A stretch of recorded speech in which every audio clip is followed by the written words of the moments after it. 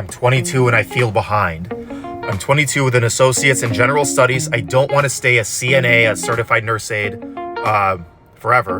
And knowing me, school isn't the easiest. I'm a hard worker, but man, I feel behind.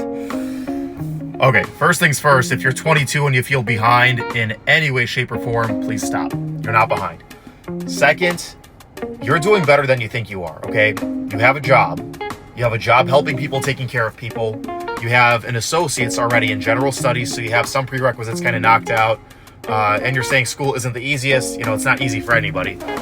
But yeah, I mean, some people struggle more. I certainly struggled quite a bit, mostly because I just didn't care. And then also I didn't know how to study. But when I put my mind to it, I got there, and so will you if you need to. But basically, like, the message of this video, especially if you're one of these people who's looking to be like in a health training program, PA, NP, nursing, physician, any of that stuff, it's never too late to start. If you're 75, maybe it's a little bit too late, but then if you're 75, you're probably not on TikTok, so, you know. But anyway, it's not too late, especially at 22, it's not too late. Even if you've never taken a single college course, it's not too late. Even if you don't have a high school diploma, it's not too late. Get a GED, get into college. You might have to go to community college, get straight A's, transfer into another college, and then, you know, move onwards and upwards, right? It's never too late if the motivation is there, the willingness to learn and be humble and do things over and over again until something sticks, and just to work nonstop until you get where you want to go. If that's there, it's not too late, and it's never too late for anything that you want to do. If you told me you were 32 and you wanted to be a physician, you wanted to go to medical school, and you didn't even have a bachelor's, you didn't really have any college courses, I still would not say it's too late, because just do the math, right? Okay, let's say you're 32, you apply to college, you get into college, you're 33, you're 37 by the time you get a 4-year degree, or maybe even 36, if you really hustle and bustle and get a 3-year, like get your 4-year degree in 3 years. Then you apply to med school. If you've optimized everything, maybe you get into med school by the time you're 39. Okay, so you're what? 49 by the time you finish residency, assuming you do one of the shorter residencies. Okay, that's still a 10 or even a 20-year career. I'm sorry, do you see the problem with that? 10 or 20 years doing what you love, being called a doctor, being a physician, being whatever. What's the problem with that? If you are 32 and you're just starting over in that way. If you're 42, okay, add 10 years to that. That's starting to probably get a little bit on the older side, but I've seen it. I've seen people in their 50s and 60s in medical school, in chiropractic school, you know, also a pretty long training program. In PA school, certainly, you know, second career kind of folks. It can be done. It can be done. 22 is not too late. 32 is not too late. 42 is not too late. My own personal story, I'm kind of right in the middle of all of that.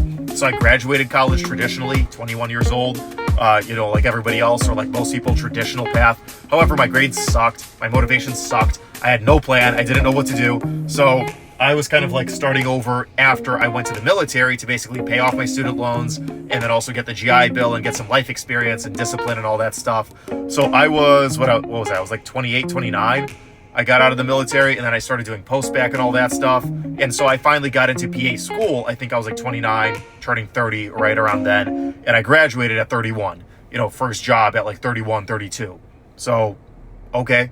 Would you say that's behind? Yeah. However, all the life experience I had, all the plans, all the things that I had learned before actually getting the training that I needed got me to really boost, you know, kind of past a lot of my competitors, and a lot of the people that maybe were in my class, they're still busy paying off student loans. I'm done with student loans. I paid them all off. They're maybe still kind of figuring out their life, what they want for their life. I know exactly what I want for my life. And so the moment I got into PA school, I hit the ground running.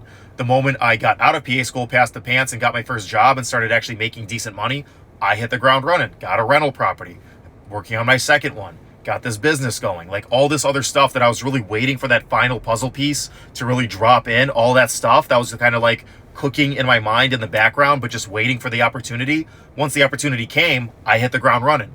And I don't know, it's not a competition. Like, nobody needs to do everything that I'm doing, but my point is, it's never too late, and that time is not wasted.